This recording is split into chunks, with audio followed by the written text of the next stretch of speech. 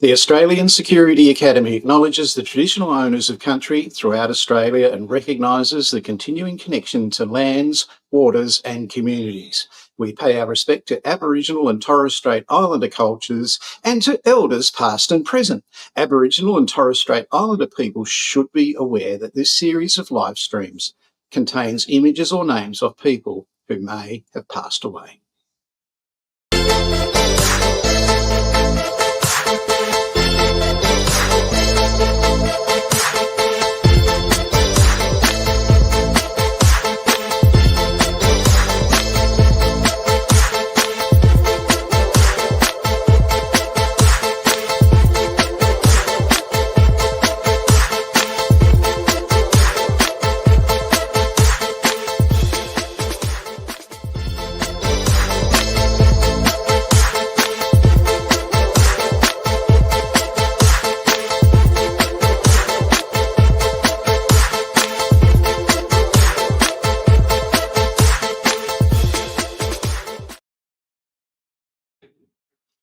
Hi, I'm Mike Evans from the Australian Security Academy, and welcome to episode 322 of Spy Curious, the Australian investigation, government investigation, corporate investigation, and private investigation weekly news program for people who don't like fraud and love investigations. Last year on this program, we exposed fraud down in WorkSafe in Victoria, where they were trying to funnel private investigators into one industry association. We expose that here because no industry association could do so because it would affect their contracts with WorkSafe in Victoria. WorkSafe quietly withdrew what they wanted, and basically that ceased their association with that industry association. And they learned a very harsh lesson that if they're going to try and funnel people fraudulently into one industry association as against all the others, then it's not going to happen. So we stood up for the private investigation industry in Victoria, and that did not happen. I'd like to welcome everyone from the Criminal Conduct Commission Telecommunications Intercept team, which stands for Communications Covert and in Cardigans. Hi people, great to see you. Nice looking bunch of cardigans there. I think you should update your telephones.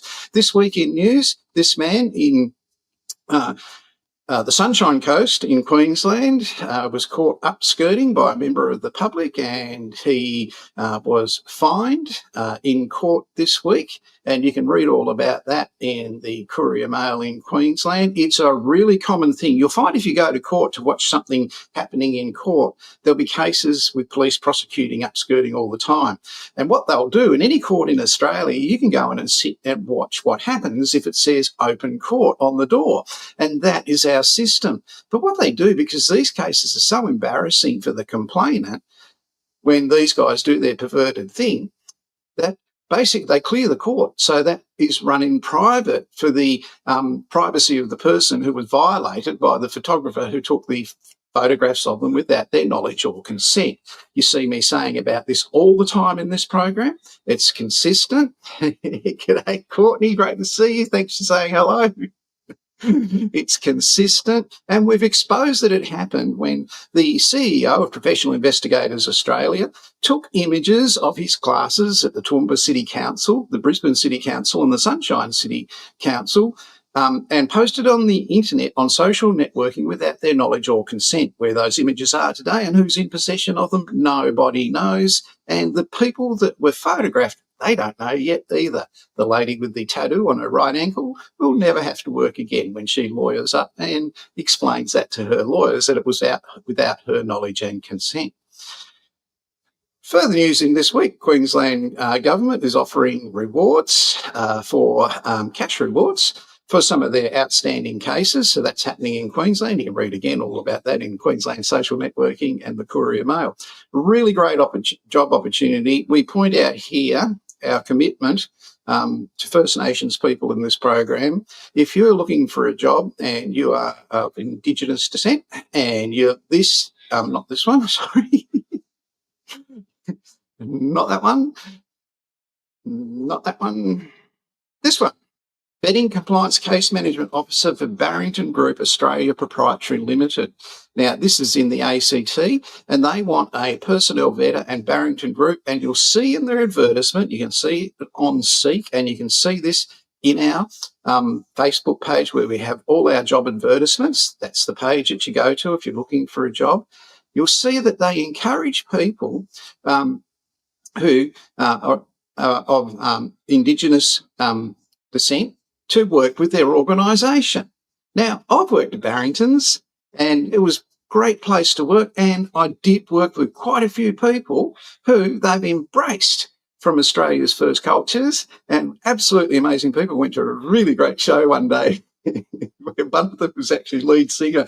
It was really great to see. So great people at Barrington's. If you're looking for a job, don't go past this one. It's a vetting compliance case manager. It's a vetting people who are immigrating to Australia and going into defence, and you can see that on our Facebook page along with others. I'm seeking. Why join Barrington's? They make a difference in protecting Australia's national interests with their vetting, and like it says there, we wholeheartedly welcome and encourage all applicants who identify as Aboriginal and or Torres Strait Islander to apply for this position. They don't just write that. They don't just say that, they live it. So really great team down at Barrington's. Have a look at our Facebook page or get on Seek and apply for that job. Really great one. I am looking for, what am I looking for? Can't find it. I'm looking for something. Here we go. 15 factual investigators in New South Wales. My client wants me to send them 15 Australian Security Academy graduates with Certificate 3 in Investigative Services and a private investigator's licence in New South Wales. So send me your resume. Send it directly to me. Even if you haven't finished your course and got your licence yet, or you're studying in New South Wales, CPP 30619, my client wants to speak to you. They've employed over 60 Australian security graduates, academies graduates in the last 18 months. They want 15 more to meet demand for what they're doing. So get in touch with me by email. Don't ring me up. I'll send your resume straight to them. If you're nearly finished your course and not licensed yet, they still want to talk to you because they're setting up an onboarding program for 2 days that will accelerate your entry into the Australian investigation industry. Up in Queensland, the Integrity Minister is not quite aware that one of its government departments is now endorsing brands. It's absolutely ridiculous to think that that could happen, but, it's happened at the CCC in Queensland. So the CCC has come out in an absolute opposition to the Integrity Minister's directive that anyone with contracts can't use them to advertise if they've won tenders in Queensland without consent from the Queensland Government Department. So let's just have a look at how it works. There's a no advertising clause in Queensland Government tenders. Queensland Government tender contracts often include a no advertising clause to protect the integrity of the procurement process, ensure fairness for all bidders and manage potential reputational risks. And that's the problem with this one, the CCC. The organisation they chose to be their supplier for teaching Certificate 4 in Government investigations to their proceeds of crime people who are seeking to recover Bitcoin wallets from people who have been money laundering or committed fraud and criminal activities. The organisation that they chose to teach their own staff that had 120 licensed investigation qualifications cancelled in Victoria for fraud. The registered training organisation teaching the Watchdog in Victoria, the chosen one by the Watchdog, had 120 nationally recognised qualifications cancelled for fraud. They paid $145 bribes to facilitate that process with another registered training organisation. G'day, Joy. Great to see you, mate. Thanks for saying hello. So here we go. They don't allow you to advertise on behalf of them, the government, because they want to maintain fairness and transparency in the tender process in Queensland. not pay bribes, right? If you've got a history of doing that, you shouldn't be teaching at the watchdog who should have found this out. A no advertising clause helps ensure that all bidders are treated equally, that no single supplier gains an unfair advantage through preemptive marketing or promotion. Now, we wouldn't care in Queensland if it was like Queensland bananas. That's great, fantastic. Nobody wants to buy Victorian bananas, okay? So if they promoted Queensland bananas as part of an ongoing marketing campaign, that would be absolutely brilliant. But what they've done is they've had their staff appear in advertising on social media, Facebook and Instagram, to say that we are teaching the CCC, and they can't do that. David Crisafulli, the Premier this week, June the 7th, the Queensland Premier came and said, if you don't have one national sweeping approach to stop people moving between systems, this is a real risk there. This is the Premier saying, if someone committed fraud and had 120 qualifications cancelled in Victoria, what are they doing teaching our watchdog up here? State borders, getting away from scrutiny, just can't have that. That puts your kids at risk. It also makes law enforcement really difficult, and that's absolutely right. The reason you're not allowed to advertise that you've won a tender without the consent in writing from the government department is it protects confidentiality. Tender documents and information exchanged during the procurement process are often confidential. Advertising should inadvertently reveal sensitive details about the project, the fact that there's 18 people doing the course. Now, this is absolute gold for criminal defence lawyers down the track, because they're going to say every time one of their clients gets in front of the CCC and the Star Chamber, what's the qualification of the investigator? And they're going to go rattle, rattle, rattle, ruffle, ruffle, ruffle, look through the file and go, this one from Professional Investigators College of Australia. And the defence guy's going to say, or girl's going to say, the organisation that committed fraud down in Victoria on 120 occasions and had all the licensed private investigator qualifications cancelled and licences. That's a real mess. That information could be misused, and it can be used in the defence of criminals in money laundering moving forward. So it assists in managing reputational risk if people don't start advertising that we work for the government and here's a picture of us doing it.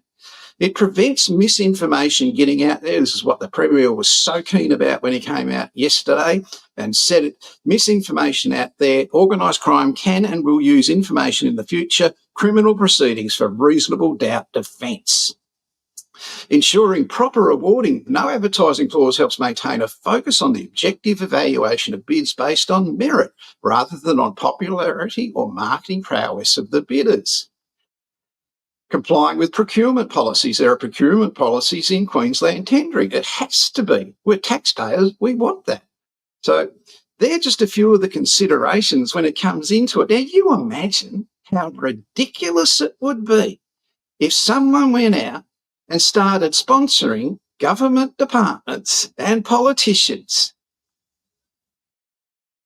You've heard of secret government agencies, right? Mm-hmm. G'day, I'm Scientific Mick from the Queensland Department of Health. In line with the Criminal Conduct Commission's new You're Allowed to Advertise Your Supplier's policy in Queensland, endorsed by the Premier and the Chairman of the Criminal Conduct Commission, I'd like to introduce you to this fantastic weight loss product that we all endorse here at Queensland Health. There's no side effects. Go and take as many as you like. In fact, you can take 15 a day because it's sponsored by Queensland Health. And you can trust your government department in Queensland to look after you with how it advertises its products and uses its public servants to advertise the services that it uses itself. It doesn't get more trustworthy than that in state government, in regulatory compliance in Australia. Dropping the ball and getting tangled? But a tangled web we weave when first we practice to deceive.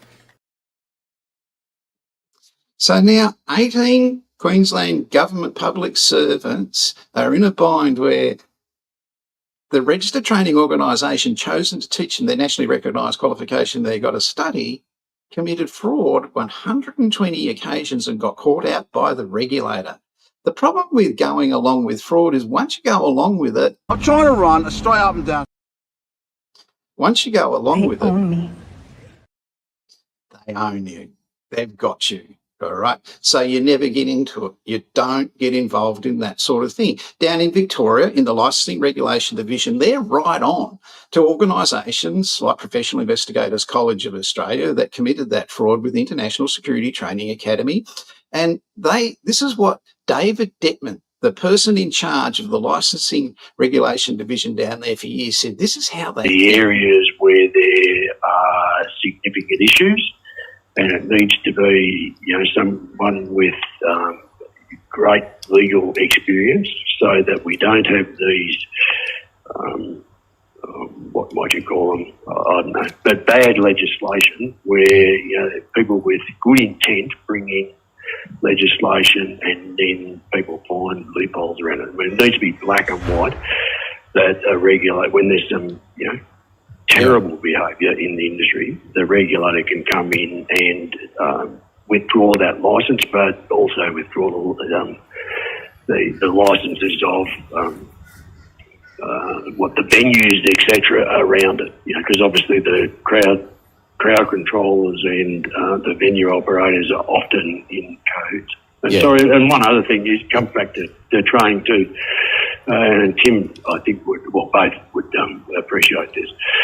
We, that process of the regulator and the training regulator being able to, to go in and do audits of trainers and be able to, wield a heavy hand when appropriate. I mean, it is a big decision to go into a trainer, do an audit and withdraw that trainer's license when you impact a lot of people. But at some stage you need to be able to do that. And some trainers just think it's all Mickey Mouse. They can't touch us. We're going to have to do something really bad for a long time, and they'll never find out anyway. So we're right. You've got to provide those regulators, both in the security industry and the training industry, with the powers and the resources to be able to do their job. Right, and we keep talking about this. In the whole community, in a whole lot of areas, we talk about that regulator's not doing their job right. Well, I have no doubt that nearly every one of those regulators would say we are underfunded. Yep, that's the way they acted down in Victoria with the police. They caught out Professional Investigations College of Australia and International Security Training Academy of Australia doing a dodgy with licensing down there with no approved instructors, no approved course, no approved trainers in Victoria, like you have to under the conditions of approval for the Victorian Police Regulation Division security training. And they had those qualifications cancelled. Now, this is amazing news to the CCC. The CCC, they're considered by criminals as, this is how they're considered by criminals. They're like super cops. That's they're like super cops. Yep, and they've got coercive I'm trying power. to run a straight up and down show here, and I'm being lumbered with super cops with fucking coercive powers. That's the way now the criminals have got a defence. They go, well, you've got qualifications from a fraudulent registered training organisation with 120 qualifications cancelled, and the CEO took photographs of the staff at the Toowoomba City Council, Brisbane City Council and Sunshine City Council without their knowledge and consent and posted them on the internet. Where are those images now? That's what they're going to say. Right? So it creates reasonable doubt. Now, what was the problem? Well, they had this dodgy arrangement where they issued these qualifications. Each registered training organisation would issue a qualification to skirt around the approval process in Victoria. Now, it was outright fraud because what they didn't do was get a training partnership agreement between the two RTOs, which showed who the trainers were, what the course content was, when they were going to have meetings about validations, when they were going to have meetings about progress of students, when they were going to have meetings about complaints, when they were going to, and what they were going to do about that, who was in charge of training, who was in charge of assessment. No, they just paid $145 and got issued a piece of paper. Now, had they had the training partnership agreement with ASQA, the regulator, as under the 2015 standards, This may have got up and the CCC would have a get-out-of-jail-free card here. Since 2022, this program, we've been searching for that training partnership agreement.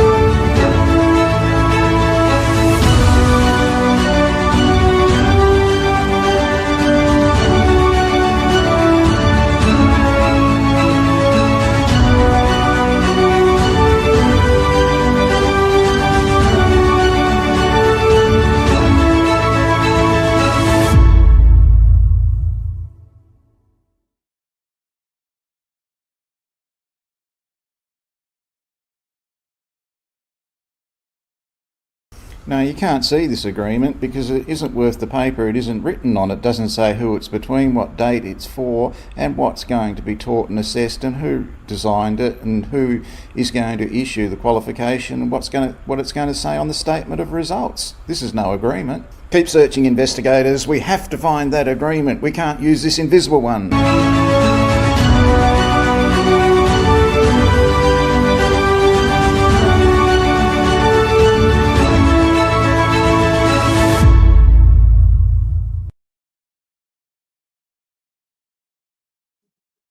So when police officers get together, ex-police officers, and commit fraud, they call it the joke. That's what they call it. That's just common knowledge that's how it's known in the industry. It's a joke until they don't get away with it anymore. So they had 120 of those qualifications cancelled. There was no written partnership agreement. But if we do find it, then the CCC is vindicated. And looking at what the news happened this week around Queensland, they're offering rewards for those unsolved matters up in Queensland. Now, the problem with that, they're criminal murders. You go and solve that and then go and collect the reward. We've got great videos on what happens in relation to that, or what could happen to you when the newspaper gets hold of it and tells everybody about it. You don't want to go there, okay? Watch the video we've got on YouTube on this channel, okay, in relation to that. But in this case, it's simply a training partnership agreement between two RTOs that wasn't registered with ASQA, or was. Whichever way, I'm offering a reward for it. If you can get a copy of it, give it to the CEO of the CCC. We'll check the authenticity of it. And if that's correct, this is what you'll get.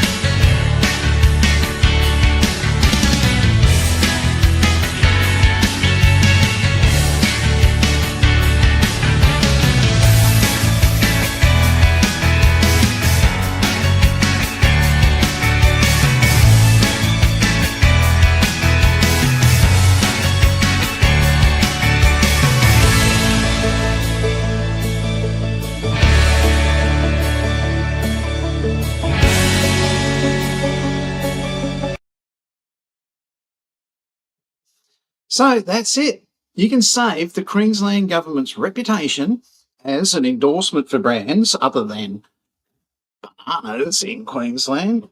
But, they might start endorsing coffee next. Who knows what they're going to do? They might start endorsing Australia Post. Well, we don't care. They're a government department. They don't endorse one competitor against another by having photos of their staff appear in their advertising. That would be downright ridiculous, anti-competitive, and the Integrity Minister would really want to know about that, apart from the chairman of the CCC and the CEO of the CCC and their $65 million worth of government funding, depending on that training partnership agreement being produced to save them. Okay, so there you go, people. Go looking for it. In that video you just watched, there were 2 source documents that you can FOI that might lead you to that. Coming up in our next program of Spy Curious 323, we have how to interview police officers for insurance claims in New South Wales. Got asked that question this week, and generally that applies to all other government departments too. If you're looking for that a job in the investigation industry around Australia, go to this Facebook page. You'll see jobs there each week that we put up in relation to it. We've got our Sydney, Melbourne and Brisbane open source intelligence conferences coming up. Melbourne's sold out. That's completely gone. Sydney's filling up very quickly. I think there's still availability in Brisbane. So if you're in Melbourne and you missed out on Melbourne and you want to go to the 3-hour presentation on OSINT for beginners, get up to Brisbane for the morning. Okay, you can go up and fly back on the same day. People are doing that in Sydney because Melbourne's sold out. So take advantage of that great opportunity to see that live training for open source intelligence to help you locate subjects, which is an absolute imperative skill for licensed investigators, government investigators and corporate investigators throughout Australia. Those subjects who you're trying to locate are not always people that owe money, that have skipped. Often they've been witnesses to an incident that need a statement provided, or they used to work at the workplace where the accident happened. We need to locate them and get a statement from what they saw 6 months ago. So this is the key to doing that. People that don't know someone's looking for, right? So we locate them and contact them and ask them if they'll give us a statement, other than and over and above and on top of people that owe money or people that have just disappeared for whatever reason. There's a really amazing article this week on Monday on the ABC News website. If you want to see about a missing person who went missing and sparked a Australia wide search basically for him going missing in the desert. He didn't even know the people searching for him were looking for him, and he was missing for weeks. And it's a really great article about the people that were involved in it at the time, the local police, the Aboriginal trackers, and from their perspective, what they said about that. And the Green Berets in America actually got involved in it. This goes back, I think it's to year 2000 or just before. And it's a really interesting update on that missing person case. So if you're into missing persons, get on the ABC website and search Western Australia missing persons. It's a really interesting one. The man that went missing was from Canada. They found his bicycle and some of his belongings. They didn't even know he was going there. And that sparked the search. And he was there on a spiritual journey and didn't know that the people were looking for him. He went 4 weeks without food and for several days without water. When they found him, he was alive. So amazing story if you're into missing people. Other than that, if you just want to be learn how to find people on the internet using open source intelligence, book into our Sydney or Brisbane program. You're more likely to get into Brisbane at this stage. Thanks for watching. I'm Mike Evans from the Australian Security Academy. We'll go out in our usual way.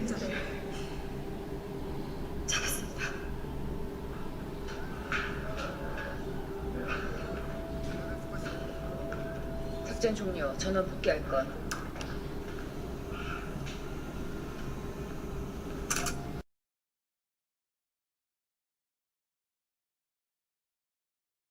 That's my mission complete for this episode. See you on Friday, people.